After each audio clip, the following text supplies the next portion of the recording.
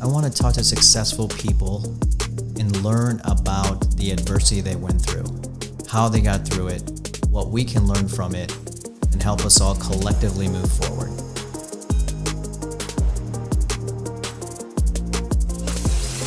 Underdogs don't stop.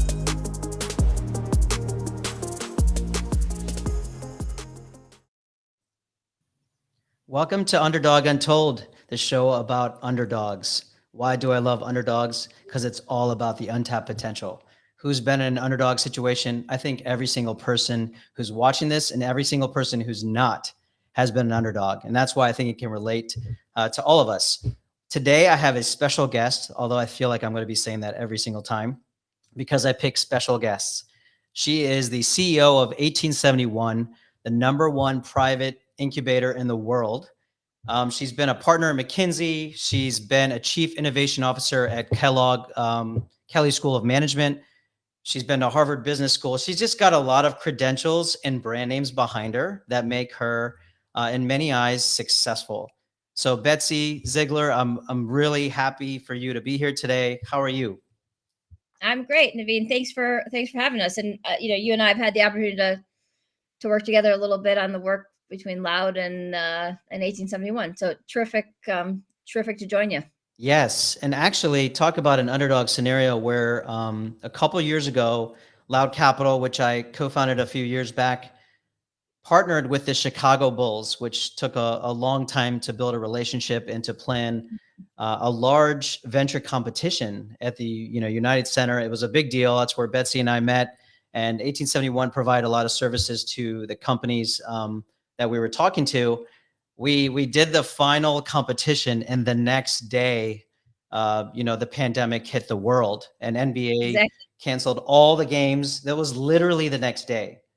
Yeah. So although we got our event out, we got a winner, we had a great time. The community of Chicago was very engaged. The next day, it was like, now let's focus on a lot of serious things in the health community. But anyways, here we are. It's great to have you here, and I'm just going to jump right into it. Number one, for a lot of the folks who are watching or will watch this, how do you describe an incubator to people who aren't in the startup world or the entrepreneurial world? Yeah, I mean, we are a nonprofit organization. Not all incubators are, but 1871 is a nonprofit organization. Our job is to help increase the probability of success of everyone we're working with and shorten their time frame to reach that success and their time frame is defined by them.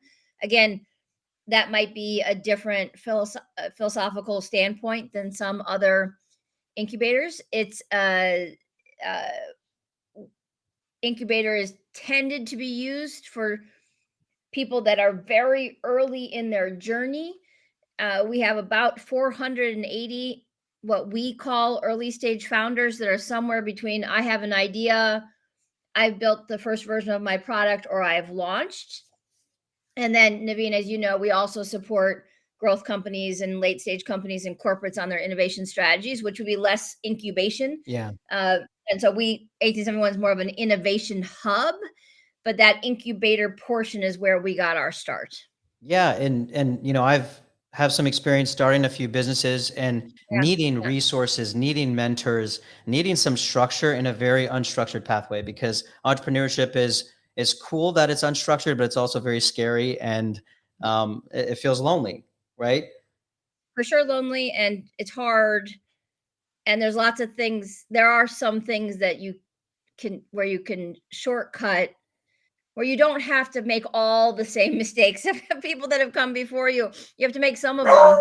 I'm sorry, dog. I'm sorry. I'll put him away. It's an underdog show. It's all good. Everyone's welcome.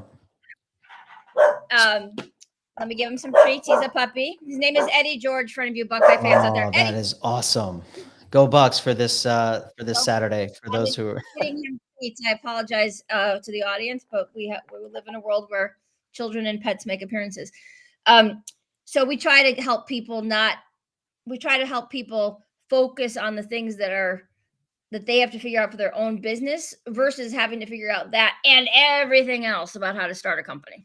And if you had to go to the early stages of a company and someone has an idea and maybe even a co-founder, and some thoughts on paper and they come into an incubator type scenario, what is some of the most common things that you feel put them in an underdog scenario? Like what they don't know, what's against them, what they don't anticipate? Would you say there's some commonalities? Yeah, I think there's several. I think one, which is hard for lots of people, is they fall in love with their solution Yeah. before they talk to potential customers, and versus falling in love with the problem. And so that's probably the number one that I see. The second one that we tend to see is many of our founders are not technical, right? They need other people to join their team to help build out the technical portion. And it should be clear. I should make it clear that 1871 is for technology enabled or technology companies. It's not for if you're opening a restaurant or a landscaping business, right? We're not the best ones suited to support you. Having said that, the second biggest thing that we see people make mistakes on is that they, before they really know, right, before they've talked to customers, before they have tested anything in a very simple on paper way, they hire and pay for technology that most of the time is wasted money, and it can be very expensive. And so we try to get it out ahead of those two things for people. And it's great that they're bullish and that they have a, that they're racing down a path with a point of view. We just need to help, put some structure on Yeah. that and give them even more conviction before they invest a lot of money or give away a lot of their company to people that may not be the right uh, the right people to support them in getting to where they want to be. Yeah, and I can relate to falling in love with your idea so much where you really think it's the best idea in the world. You feel like you're the best person to do this and save the world. And then 9 people later, you're number one, either not communicating it well, the solution is really not that practical, or the solution is too big, and you're not Yep. starting out small. And Yep. it can be all the above. But I've just learned that, when people say validate your service or your product or your company, you know, it's really about asking a bazillion people. And I tell people, go to a coffee shop, talk to a stranger and say this. And if they look at you like you have 5 eyes and they're like, I don't get it, again, that's on you. That's Right. on you to say, I didn't communicate that well. This idea doesn't really resonate. But just talk to a lot of people. And that's, I feel like, a underutilized, free, and economical way to get information. Um, Yeah, we call that customer discovery, and it's hard for people, but if this is what you're gonna dedicate your life to, or a big chunk of your life to, that's a hurdle you got to get over, because yeah. people, there and when you talk to people, you have to, and I hope this phrase is okay to use, but you have to give them permission to tell you that they don't like your baby, Yes. right? Like, you have to make it okay for them to say, you know, Absolutely. don't get it, don't like it, etc. And that's super hard.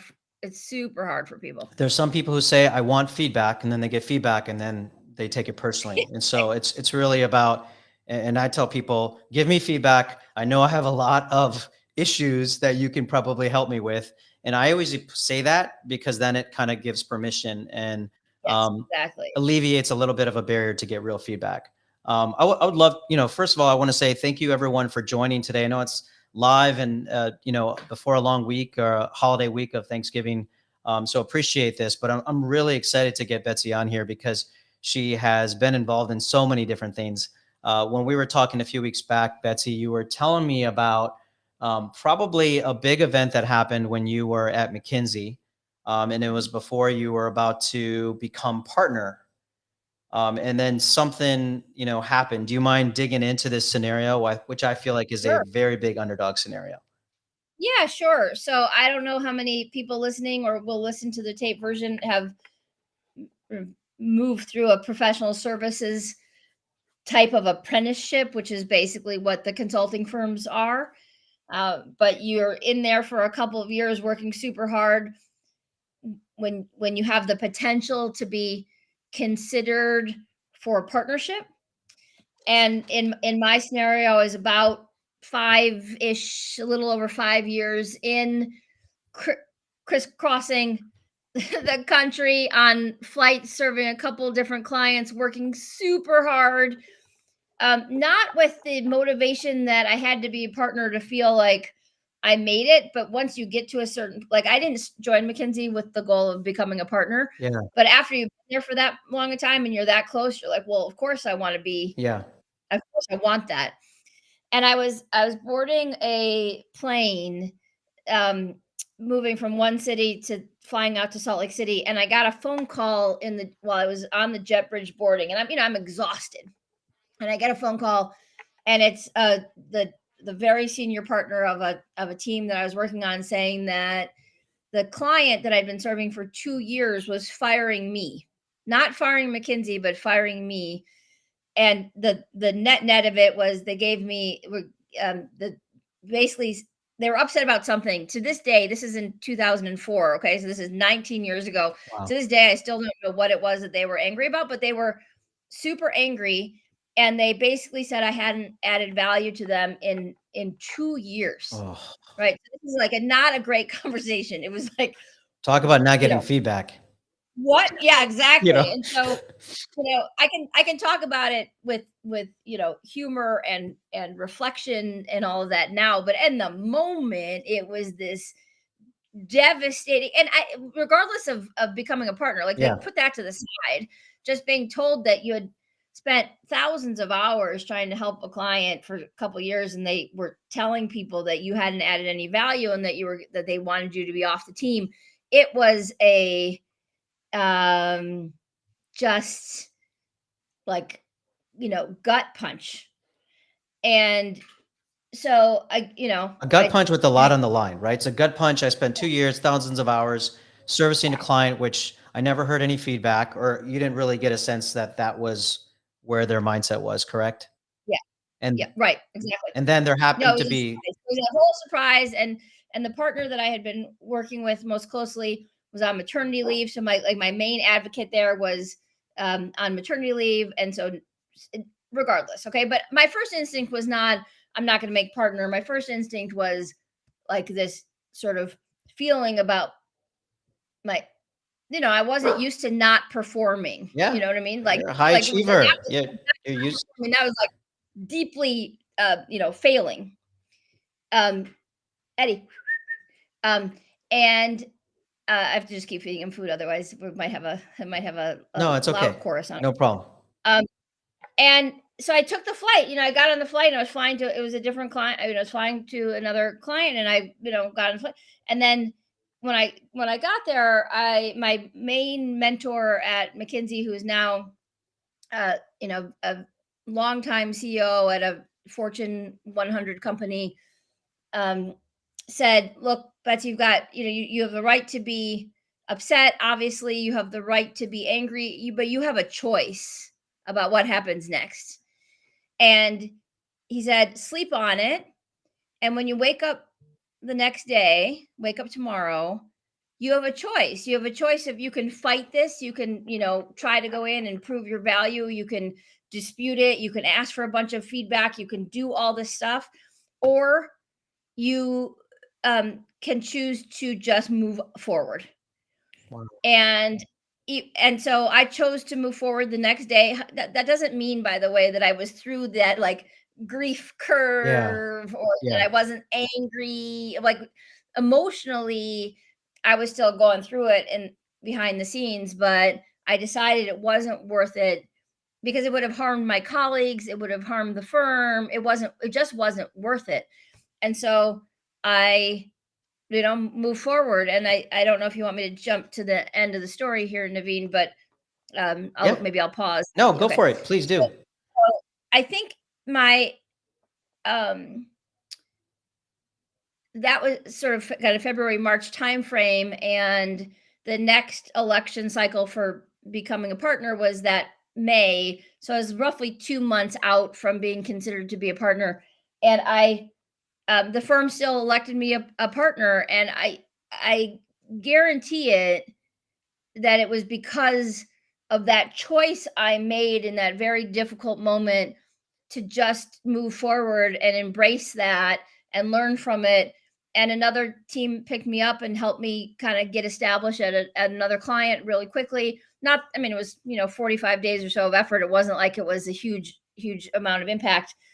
But Yeah, that was very instructive in my life. And I have a number of life mottos that Naveen has heard me say. And one of them is that people remember your response to the bounce and not the bounce.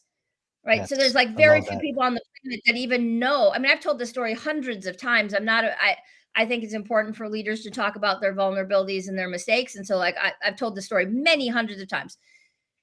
But there's like two people on the planet that I would have to push them hard to even know that that happened at this stage. And I think it's really been helpful to me, and certainly as me as a coach to members of my team, of like, look, I don't care that you made a mistake. We all make them.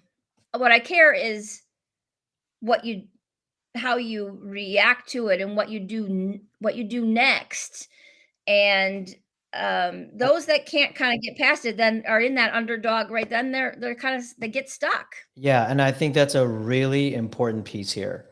Number one, this adversity, which was a big scenario where after 2 years you really didn't hear much feedback, you got fired. It's embarrassing. There's a lot of emotions.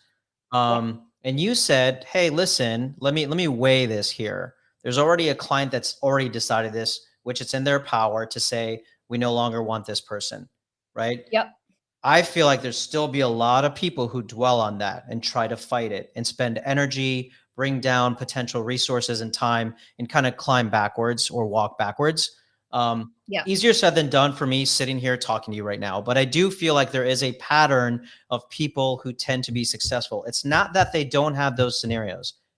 They Of have course. plenty of those scenarios. I mean, that story to me is a big deal, which a lot of people don't realize happens.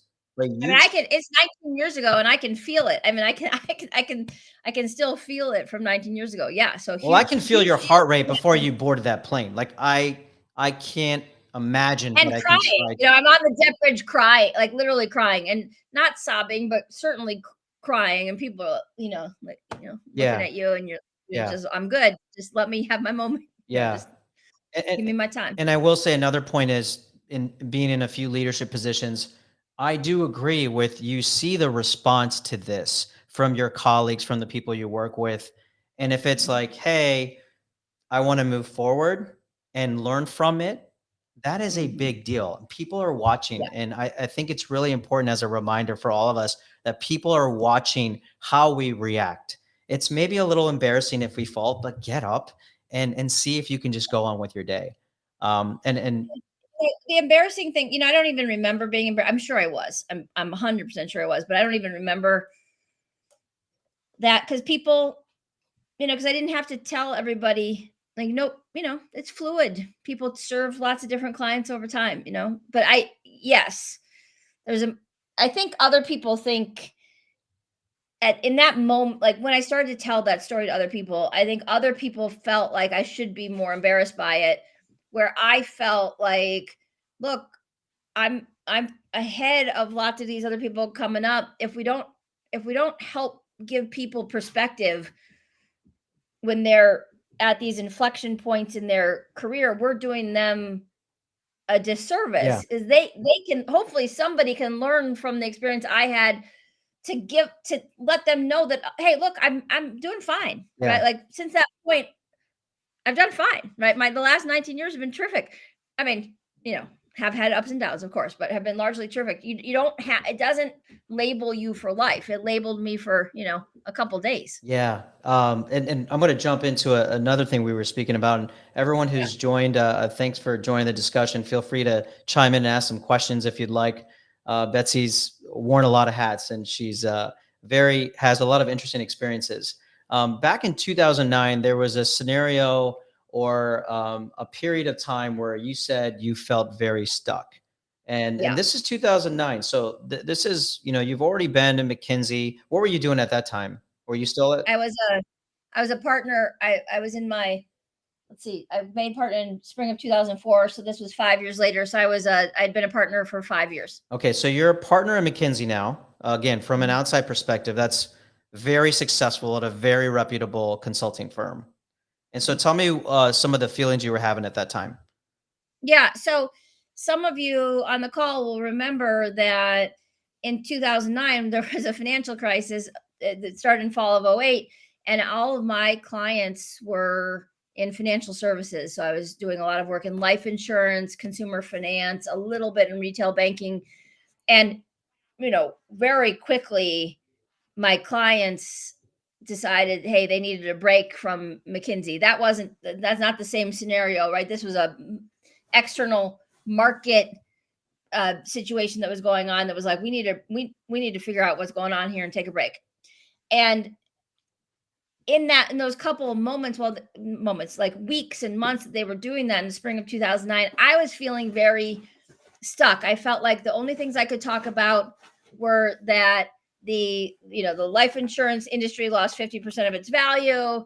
I was an expert in service operations and call centers, so something about call centers, and because I'm such a passionate Buckeye, something about Ohio State, and I felt like I was living in this tiny little box, and those were only three conversations I was having, and I don't think like I don't think of myself as an uninteresting person. And so that all of a sudden was like, oh my gosh, I'm in this tiny little box. I'm an uninteresting person. So I like to say a piece of paper. It was not a piece of paper. It was my computer Mhm. and Excel. And I was 37 at the time. And I wrote down the 40 things I wanted to do by the time I was 40. And these were not like professional aspirations. There was just like a brain dump Mhm. of things that I wanted to do to help reignite kind of my internal spirit about being more interesting. Again, interesting to myself. I don't, other some people will think I'm interesting and a whole bunch of people won't. That's totally fine. I cannot be boring to myself. And so that simple act, it took about 20 minutes. I um uh changed the way I thought about my life I, and changed the way I thought about ownership of my life and how active of a role you have to take to own your choices. And anybody can do it, but for whatever reason, we don't, or I didn't up until that point. And so, it took me until I was 37 to like really figure that out. And now I'm 52 and I have continued the tradition. So I did a 50 by 50 and now sadly I'm on a 60 by 60. These are rules that I set for myself. It's just a pattern. yeah, and I'm going to get to a few questions in a second. So I just want to Yeah. clarify, you're feeling stuck. There's a lot of things kind of that fallen down around you. This is post Yeah. 2008. Um, and by writing things down, that gave you clarity and strength, because I know the power of writing. For me, it's inspirational. It's clarity for me, but that's when I'm in a pretty good place mentally. Yeah. But if you're not in a great space, let's say, that are you telling me that really helped you? Totally. And it wasn't sentences. It was like 1 to 40, boom. And it was things like I mean, they might sound insane to some people, but like I wanted to meet Bette Midler because I love Bette Midler. Did you meet her? I wanted to go to I did. Oh, I wanted to see Easter Island. I wanted to see, and keep in mind I'd been a McKinsey partner for 5 years. So I wasn't this was not about um I I was fortunate to yeah, have access to the means to do certain yeah, things. yeah. Okay. I wanted to go to the Aspen Ideas Festival. I wanted to go to Sundance Film Festival. I just started doing them. So I wrote down the list and I just started doing them. And people around me were like, "Well, how did you get to do that?" I was a seat filler for the primetime Emmys. They were like, "How did you get to do that?" I'm like, "Well, Wow. I figured it out." Like I wanted to do these things. I figured it out, and that has allowed. On the list. I'm a single parent of a now 10-year-old. That was on the list. How do you think about making a choice about whether or not I wanted to be a parent, even if I wasn't in a even if I wasn't married. And Yeah. so like so it was like fun things and it was deeply personal things, but I don't think anything on there was actually about professional achievement. Um, but then I had to say the reason it worked is because I took action, because I started doing them. Yeah, no, I appreciate that, and I think that's a huge lesson for a lot of us is writing things down can bring some clarity and maybe some control to your life, and then you kind of have a plan that is from you only, and by following those actions, you can make it happen. And number two, probably overcome a lot of doubt and um, just get out of a rut, if you will. Yeah. Um, And I think you have to plan to live an interesting life. And again, interesting is defined by you because all of us have a different definition of that. And I see a question in the chat, which we'll get to, but that process set up the conditions for which I decided to leave McKinsey. yeah, and It's not exactly that, but I mean, it wasn't because of that list. It wasn't, I didn't write that on the list, but that experience of doing the list and taking advantage of all these other opportunities around me then led me to the decision to leave. okay, and just this dissect that just a touch. It takes a while to even be able to go into McKinsey, then become a partner. That's a big deal. Then to jump off into is that when you went straight into the CEO position or from McKinsey or No, I announced my decision to leave McKinsey in the spring of 2010 okay. or summer of 2010. I left in 2011 because when you're a partner of these firms, it takes a while to unwind your client work, and then you Yeah. took some time. I literally bought a round the world plane ticket and left and traveled for several months and Wow. did my thing. And then thought hard about what I wanted to do. The work I had been doing right before I left was serving the city of Columbus and the Ohio State University, my alma mater, and so like deeply, deeply proud of that body of work that I did with a whole bunch of other folks at McKinsey, and uh, came back and started working at. I mean, it's a longer journey. I'm Yeah. happy to tell more story, but I started working at Northwestern, and then and I got the job at Northwestern because when I first came back, I wanted to work in higher ed, and nobody in higher ed was excited to talk to me. Nobody. Like Interesting. literally, the president of Ohio State was telling people to talk to me, and nobody was on to talk to me. And I read about the new dean at the Kellogg School of Management at Northwestern in the newspaper. She was one of the 10 people to watch in Chicago in 2011. And while I was reading the paper while I was waiting for a friend to meet me for brunch, and I took out my BlackBerry at the time and I sent her a cold call email because I'm not a Kellogg alum. I don't know her. And I just said, hey, I'm thinking about, she had spent time at BCG and that was in the article. So I knew that she kind of knew what I did. And I said, would you be willing to talk to me on the phone? And she invited me to lunch.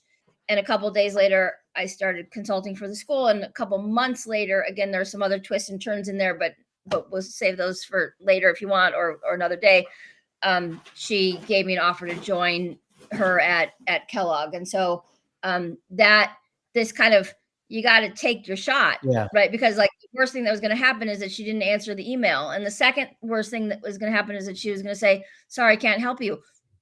Both of those things are recoverable moments, right? But if I hadn't, like literally, if I hadn't seen her in the paper, I wouldn't have sent the email. If I hadn't sent the email, like I, for 100% certain, Yeah. I would not have worked with Western. So the moral of the story for me, the lesson for there, it just takes one leader to recognize maybe something in you or something special for you to have that Yeah. opportunity. You don't have to impress all these leaders. You don't have to be the perfect resume for everyone. It just takes one leader. And that's how important leadership can be. It can change the pathway of many people. We're almost at the end of the half hour, but I do want to ask you one final question. You've Sure. you've worn a lot of hats, whether it's a mother, a CEO, a partner. Tell me your biggest underdog position. What has been the most challenging role that you have played in all the roles you've played?